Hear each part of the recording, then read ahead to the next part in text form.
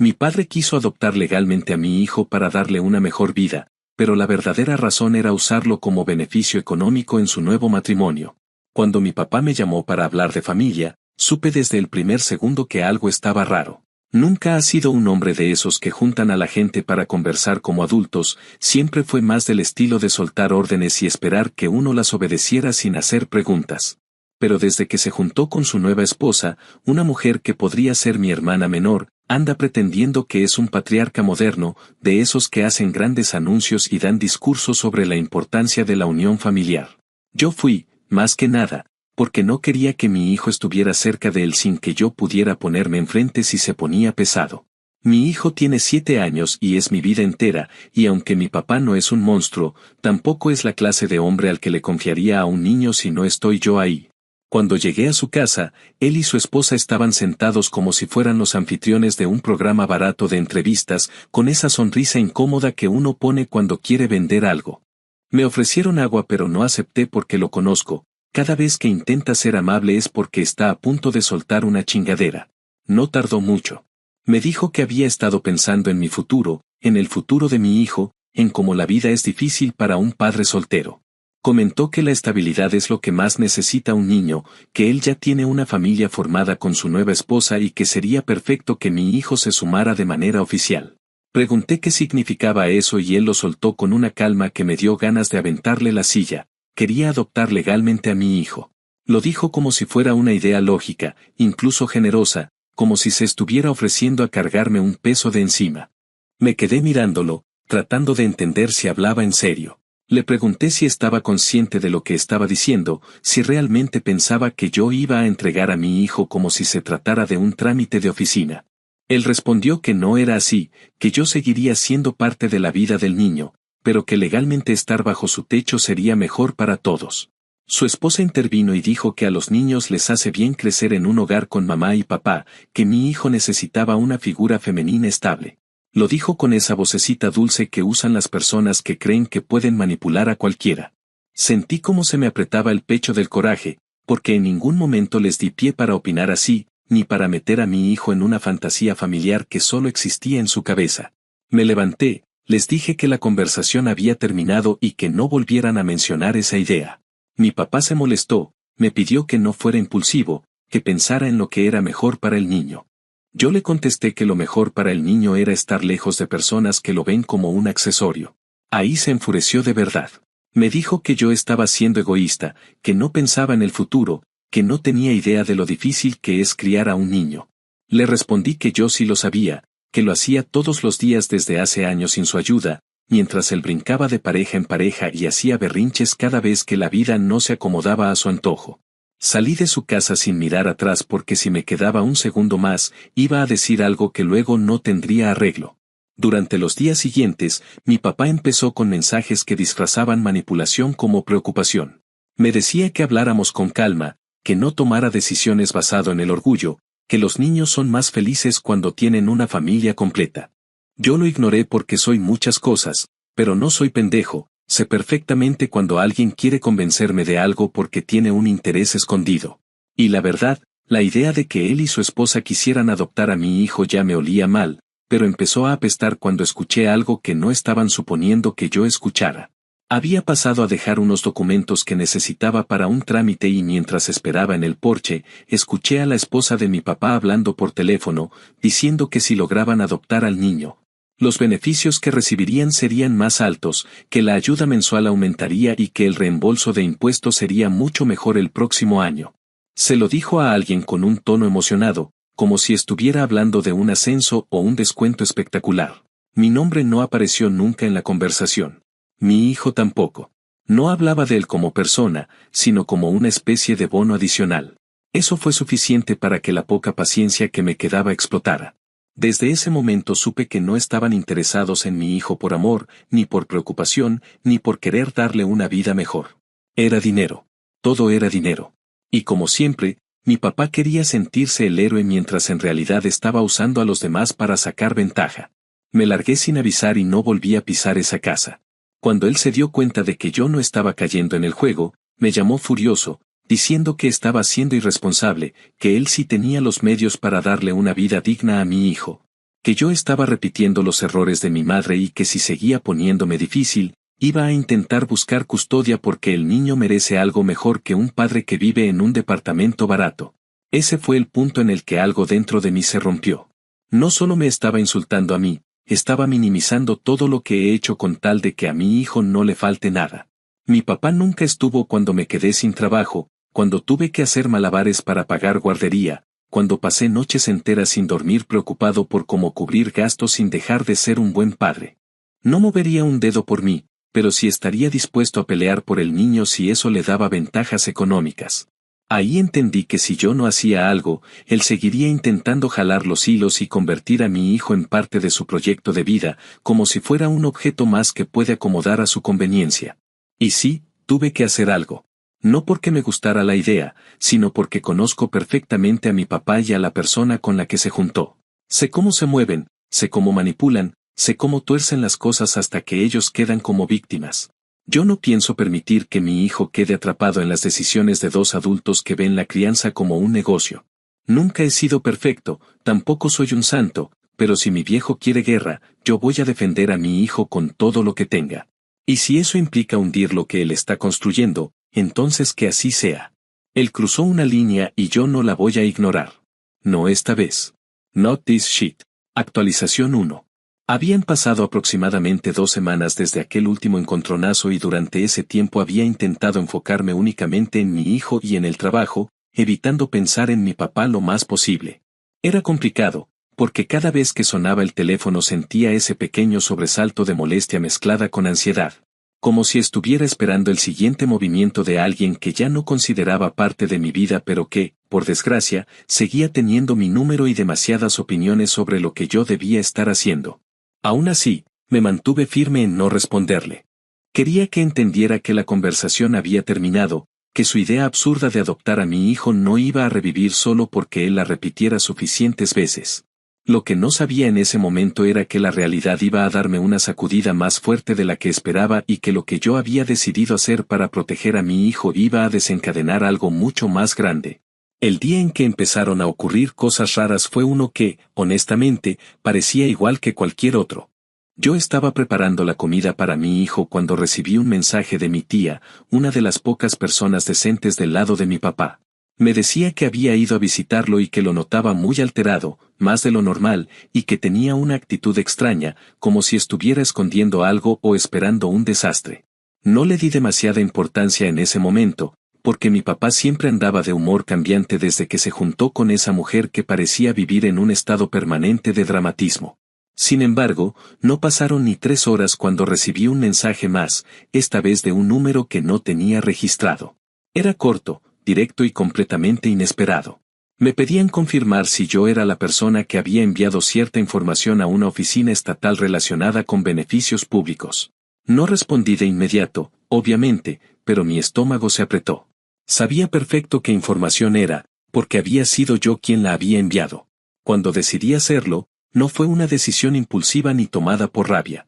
Lo pensé durante días, intentando encontrar la manera más segura de proteger a mi hijo sin meterme en un proceso legal eterno o darle oportunidad a mi papá de intentar cualquier maniobra para hacerme quedar como el malo del cuento. Había escuchado demasiadas veces a su esposa hablando de ayudas, de cómo se manejaban ciertos trámites, de cómo una amiga suya había logrado acomodar documentos para recibir más dinero del Estado. Nunca le di importancia porque no era mi problema, pero después de escucharla hablar de mi hijo como un número más para inflar beneficios, recordé conversaciones sueltas de las que yo no había querido formar parte. Detalles que ella soltó porque pensó que yo no estaba prestando atención. Fechas que no coincidían, direcciones que no eran suyas, un supuesto traslado que nunca ocurrió. Todo apuntaba a que llevaba tiempo aprovechándose del sistema, disfrazándolo de necesidad económica cuando en realidad lo que buscaba era vivir cómodamente sin tener que mover un dedo. Así que junté toda la información que tenía, la organicé de manera que fuera clara, precisa y verificable, y la envié de forma anónima. Sabía que eso iba a abrir una investigación y que, si yo estaba en lo correcto, las cosas se iban a poner feas para ella. Mi papá, en cambio, se iba a hundir junto con ella, no porque yo lo deseara realmente, sino porque él había decidido unir su vida a la de alguien que hacía trampas sin ningún tipo de remordimiento. Hice lo que tenía que hacer. No me enorgullecía del método, pero me enorgullecía de tener los huevos de no dejar que usaran a mi hijo. La primera señal de que la investigación había empezado fue el mensaje del número desconocido. La segunda fue una llamada de mi papá entrando al buzón de voz a una velocidad que me dejó claro que estaba fuera de sí. No contesté, pero sí escuché el mensaje más tarde. Mi papá estaba gritando, respirando como si hubiera corrido una maratón, y decía que tenía que hablar conmigo porque él sabía lo que había hecho. Dijo exactamente esas palabras, que yo sabía lo que había hecho y que estaba arrepentido de ser tan buen padre conmigo porque siempre terminaba traicionado. En ningún momento mencionó a su esposa, ni mencionó los beneficios suspendidos, ni mencionó la visita que seguramente había recibido de una investigadora estatal. Solo se dedicó a insultarme mientras intentaba presentarse como la víctima, una habilidad que desarrolló como si fuera un talento natural. A la mañana siguiente, mientras llevaba a mi hijo a la escuela, mi tía me llamó y esta vez me dio todos los detalles. Resulta que una trabajadora estatal había ido a la casa de mi papá para verificar una serie de inconsistencias. Al principio, la esposa de mi papá intentó actuar como si no entendiera nada, como si la investigadora estuviera confundida. Pero rápidamente se quebró cuando le pidieron documentos que claramente no podía presentar sin incriminarse. La investigadora tomó notas, pidió copias, hizo llamadas desde su propio teléfono y, en resumen, dejó su vida patas arriba en cuestión de horas. Mi papá, según mi tía, había pasado del enojo al pánico y del pánico a la paranoia absoluta. Andaba diciendo que alguien quería destruirlo y que esa persona seguramente estaba dentro de la familia. Obviamente, me llamó otra vez. Esta vez sí respondí porque ya estaba cansado de seguir escuchando su voz en grabaciones. Apenas dije hola, él soltó que sabía que yo había sido el que envió la denuncia. No lo preguntó, lo afirmó. Lo dijo con la seguridad de alguien que ya se siente acorralado y no encuentra otro culpable más que el que le resulta más conveniente. Le dije que él no tenía idea de lo que estaba diciendo y que si su esposa había estado metida en cosas turbias, era su problema, no el mío. Me acusó de ser un malagradecido, de no respetarlo, de querer verlo caer. Le respondí que yo no quería verlo caer, pero no iba a permitir que él y su esposa utilizaran a mi hijo como excusa para seguir drenando dinero del Estado. No estaba dispuesto a permitir que manipularan el sistema a costa del bienestar emocional de un niño. Él gritó que no entendía por qué me tomaba las cosas tan a pecho si solo se trataba de beneficios, y ahí perdí toda la paciencia. Le dije que precisamente por eso era tan patético, porque para él no se trataba de mi hijo, sino de dinero. Después de esa pelea, mi papá empezó a llamarme de manera tan insistente que tuve que bloquearlo. Me dejó mensajes diciendo que yo no había visto nada aún, que él iba a demostrar que yo no era un buen padre, que él tenía los recursos para cuidar de mi hijo y que yo no. Terminó incluso insinuando que tal vez debería hablar con un abogado para corregir la situación, como si estuviera amenazando con iniciar una demanda por custodia. Ahí supe que la cordura lo había abandonado por completo y que ya no estaba tratando con un hombre, sino con alguien capaz de arrastrarme por el lodo con tal de no aceptar que había estado viviendo con una persona que cometía fraudes sin remordimientos. La tensión fue subiendo al punto en que ya no me sentía tranquilo dejando a mi hijo cerca de nada que tuviera que ver con mi papá. No lo llevé más a su casa ni permití que lo llamara. Y cuando empezó a hablar de abogados y de derechos, decidí no arriesgarme. Hice la solicitud de una orden de restricción y la obtuve. El juez dijo que la cantidad de mensajes, amenazas veladas y comportamiento alterado eran suficientes para justificarla. Nunca pensé que llegaría a ese extremo con mi propio padre, pero la vida no siempre te deja opciones cómodas. Cuando se trata de mi hijo, hago lo que sea necesario, incluso si eso implica cortar por completo cualquier vínculo que quede con alguien que se supone que debía ser mi apoyo y no una amenaza. El golpe final vino unos días después, cuando me enteré de que la esposa de mi papá había perdido varios beneficios y que otros habían sido congelados mientras durara la investigación. Él andaba diciendo que todo era una injusticia, que el sistema estaba en su contra y que yo había sido el que había destruido todo por resentimiento. Nunca mencionó que la única razón por la que estaban metidos en ese problema era porque ella había hecho trampa desde el principio. Nunca aceptó que el error había sido suyo. Para él era más fácil convertir todo en un ataque personal, porque así podía justificar el caos en su vida sin hacerse responsable de nada. Actualización 2. Habían pasado más o menos 4 semanas desde que todo se había desbordado y para ese punto yo creía que lo peor ya había quedado atrás. La investigación seguía en curso, Mi papá había dejado de llamarme porque lo tenía bloqueado en todas partes y yo había presentado la orden de restricción, la cual me dieron sin demasiada demora. Me sentía, por primera vez en mucho tiempo, como si estuviera recuperando el control de mi vida. No era un triunfo glorioso ni nada parecido, pero al menos ya no vivía con el temor constante de que mi papá apareciera con una idea nueva que pusiera en riesgo la estabilidad de mi hijo. Esa calma duró poco, porque aunque yo había hecho todo lo posible por mantener distancia, él no sabía parar ni sabía respetar límites, especialmente cuando sentía que estaba perdiendo algo que creía suyo. Y para él, aunque me costara admitirlo, yo y mi hijo siempre habíamos sido parte de ese inventario emocional que manejaba a conveniencia. El día que todo volvió a quebrarse empezó de forma completamente normal. Llevé a mi hijo a la escuela como siempre, hablé con su maestra sobre una presentación que iban a tener la semana siguiente y volví a casa para preparar café antes de irme a trabajar. No había pasado ni una hora cuando recibí una llamada de la directora de la escuela. Al principio pensé que se trataba de algo menor, tal vez que mi hijo había olvidado su lonchera o que necesitaban autorización para alguna actividad. Pero el tono de la directora me puso en alerta incluso antes de que dijera cualquier cosa. Hablaba despacio, con esa forma cautelosa que usan los adultos cuando están a punto de dar malas noticias. Me dijo que mi papá había aparecido en la escuela pidiendo ver a mi hijo. No había avisado, no había llamado, no llevaba ninguna razón válida. Simplemente se presentó en la oficina diciendo que quería pasar tiempo con su nieto. La directora, que ya estaba enterada de la orden de restricción porque yo se la entregué apenas la obtuve, le informó que no podía estar ahí y que debía retirarse inmediatamente. Mi papá reaccionó de la forma en que yo temía, se puso agresivo, discutió, elevó la voz y trató de convencerla de que yo estaba manipulándolo todo para alejarlo injustamente del niño. La directora llamó a seguridad interna de la escuela y estos le pidieron que se fuera. Él se negó y empezó a caminar por el pasillo como si quisiera dirigirse al salón de mi hijo. Eso fue lo que detonó la llamada a la policía. Mientras ella me contaba todo esto, yo sentía cómo me iba subiendo un calor incómodo por el pecho. No sabía si era enojo, miedo o una mezcla rara de las dos cosas. La directora me aseguró que mi hijo no vio nada, que lo mantuvieron en su salón y que los oficiales se llevaron a mi papá antes de que él pudiera acercarse. Yo agradecí, aunque la palabra se sintió insuficiente. Me quedé unos segundos en silencio, sosteniendo el teléfono como si la historia fuera a cambiar si la escuchaba otra vez, pero la directora repitió, con mucha seriedad, que yo debía reforzar cualquier medida que tuviera en marcha. Colgué y me quedé sentado, mirando la pared frente a mí, tratando de entender en qué momento mi vida se había convertido en una especie de guerra emocional donde yo era el único que parecía preocupado por la seguridad de un niño. No pasó mucho tiempo antes de que mi tía me llamara histérica, diciendo que había escuchado que mi papá había sido arrestado por un malentendido en la escuela. Para mi familia, todo lo que mi papá hace siempre es un malentendido o una exageración de alguien más, jamás una consecuencia natural de sus actos. Cuando le expliqué lo ocurrido, mi tía se quedó callada unos segundos y luego dijo que no entendía cómo era posible que él estuviera actuando así.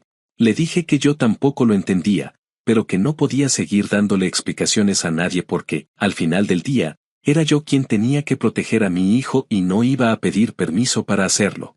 Ella intentó hacerme sentir culpable un poco, insinuando que tal vez yo había empujado demasiado fuerte con la investigación. Pero ya no estaba dispuesto a escuchar argumentos que minimizaran lo que estaba pasando. Terminé la llamada lo más rápido que pude porque sabía que, si seguíamos hablando, iba a terminar diciendo cosas que ella no merecía escuchar. Ya que por más que la familia de mi papá actuara como si él fuera un santo incomprendido, ella era la única que había mostrado un poco de empatía hacia mí. El resto del día fue una especie de nube espesa que me acompañaba a todas partes. Me costaba concentrarme en el trabajo porque seguía imaginando el momento en que mi papá había cruzado la puerta de la escuela y había exigido ver a mi hijo, convencido de que tenía algún tipo de derecho divino sobre él. Me molestaba profundamente pensar que se había presentado sin considerar el impacto que eso podía tener en mi hijo. No le importó si lo asustaba, si lo comprometía, si lo hacía sentir confundido. Solo le importaba pelear contra una versión distorsionada de mí que él mismo se había inventado. La realidad es que mi papá nunca aceptó que yo construí mi vida solo, sin seguir sus instrucciones ni depender de él. Y ahora que veía que yo era capaz de sostener una familia sin su guía, la obsesión por controlar la situación se había convertido en algo casi desesperado. Esa misma tarde recibí un mensaje inesperado. Era la esposa de mi papá. No la había visto ni escuchado desde la última vez que intentó darme un sermón sobre cómo los niños necesitan una figura materna constante. Me escribió diciendo que necesitaba hablar conmigo por el bien de todos. Lo ignoré, pero 5 minutos después la tenía parada en mi puerta, golpeando insistentemente como si el mundo estuviera a punto de caerse a pedazos. Cuando abrí, lo primero que hizo fue empezar a llorar. No un llanto silencioso o contenido, sino ese llanto manipulador que uno aprende a reconocer cuando la persona no está buscando comprensión sino una ventaja.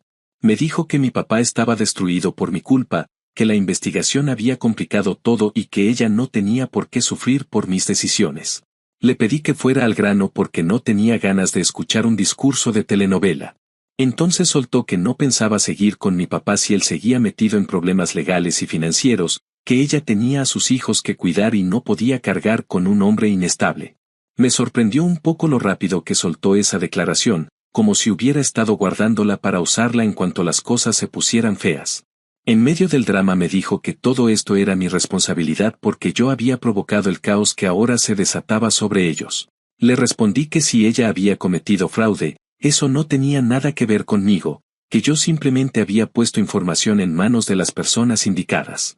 Si su vida estaba colapsando, no era por mí, sino por sus propias decisiones y por la incapacidad de mi papá de ver el tipo de persona con la que se había involucrado. Ella dejó de llorar de golpe, como si le hubiera apagado un interruptor, y empezó a insultarme con una agresividad que ni siquiera me sorprendió. Dijo que yo no era nadie para juzgarla, que yo no sabía lo que era luchar con responsabilidades y que me iba a arrepentir de haber metido al Estado en asuntos familiares. Cerré la puerta en su cara sin esperar a que terminara. No quería seguir escuchando su discurso de víctima porque ya era evidente que lo único que le importaba era salvarse ella, no mi papá, no la verdad, y desde luego no mi hijo. A los pocos días, mi tía volvió a llamarme para informarme que la esposa de mi papá había hecho sus maletas y se había ido a casa de una amiga. Dijo que no quería quedarse con un hombre que podía terminar con antecedentes penales o sin estabilidad financiera. Para mí, esa noticia cayó con una mezcla rara de ironía y resignación. Mi papá había apostado todo por esa relación, incluso al punto de querer desmantelar mi familia para fortalecer la suya. Y ahora esa misma relación lo estaba dejando en un punto vulnerable, sin apoyo, con la casa patas arriba y con una investigación encima. No sentí satisfacción. Tampoco sentí tristeza. Sentí, sobre todo, cansancio. Una especie de agotamiento profundo que uno experimenta cuando se da cuenta de que lleva demasiado tiempo lidiando con problemas que no pidió, que no buscó y que, sin embargo, terminaron cayéndole encima. Cuando finalmente me senté a reflexionar sobre todo lo que había pasado, entendí algo que me costó aceptar. Yo había estado cargando durante años la esperanza de que algún día mi papá se comportara como un verdadero padre. Había esperado que me mirara con respeto, que valorara mi esfuerzo, que entendiera mi papel como padre de mi hijo. Actualización final. Habían pasado alrededor de 3 meses desde aquel día en la escuela y, aunque la vida había logrado estabilizarse un poco, todavía sentía que había una nube pesada flotando cerca, como esas cosas que sabes que no te están afectando en ese mismo instante pero que podrían volver a caer en cualquier momento si alguien sopla demasiado fuerte. Durante ese tiempo me dediqué a reconstruir rutinas, a enfocarme en mi hijo, a mantener mi mente ocupada en cosas que sí valían la pena y no en el desastre emocional que mi papá había provocado. No quería seguir reviviendo la misma historia ni darle espacio mental a un hombre que había demostrado una y otra vez que no sabía respetar los límites de nadie. Sin embargo, uno no controla del todo cuando reaparece la gente que te ha lastimado y, en mi caso, la reaparición llegó en forma de una carta escrita a mano, algo muy característico de mi papá, como si el uso de papel fuera suficiente para disfrazar las verdaderas intenciones. La carta llegó un martes por la tarde. La encontré al regresar del trabajo, metida en el buzón entre anuncios de supermercados y correspondencia normal. Al reconocer su letra dudé si abrirla o tirarla directamente a la basura, pero terminé leyéndola porque prefería saber que estaba planeando a quedarme con la incertidumbre. Era larga, escrita con esas frases melodramáticas que él usaba cuando intentaba presentarse como un hombre herido pero sabio, alguien que supuestamente hablaba desde la experiencia y la moral. Empezaba diciendo que había estado reflexionando profundamente, que entendía que la familia pasaba por momentos difíciles pero que el amor siempre debía prevalecer. Mencionó a Dios varias veces, insistiendo en que había pasado noches enteras pidiendo guía, como si estuviera atravesando una crisis espiritual en vez de una consecuencia lógica de sus actos. También escribió que lo que había pasado en la escuela había sido un acto impulsivo motivado por el miedo a perderme, que nunca quiso hacer daño a nadie, que solo había querido ver a su nieto. Esa parte, más que conmoverme, me produjo una especie de cansancio moral, como si estuviera leyendo el mismo discurso de siempre envuelto en palabras nuevas. Lo más inquietante de la carta era el tono final. Después de hablar de arrepentimiento y disculpas indirectas, terminó pidiéndome que reconsiderara la distancia entre nosotros. Dijo que él no iba a estar en este mundo para siempre, que necesitaba recuperar a su familia antes de que fuera demasiado tarde, que la vida era corta y que nadie podía vivir cargando rencores. Me pidió que lo llamara, aunque sea para gritarme, escribió, como si eso fuera una invitación razonable. La carta estaba claramente escrita desde una mezcla de miedo, ego y manipulación, una combinación que se había vuelto demasiado familiar a lo largo de mi vida. La guardé en un cajón, no porque quisiera preservarla, sino porque no quería dejarla tirada por la casa donde mi hijo pudiera verla algún día.